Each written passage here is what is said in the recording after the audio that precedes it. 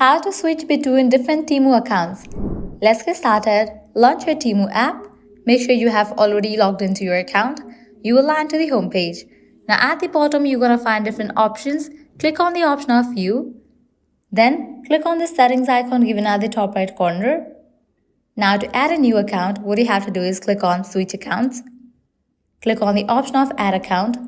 Now type in your credentials over here to add a new account. You can continue using Google, Facebook, Apple ID, or also you can directly enter the Temu account's credentials.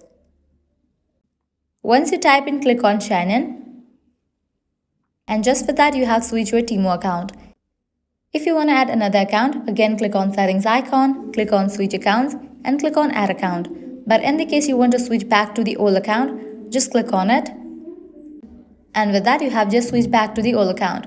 Well, this way you can easily switch between different Temu accounts. This was really simple and quick process. At the end, if you guys find this video helpful, don't forget to like, share and subscribe to our channel. Thank you.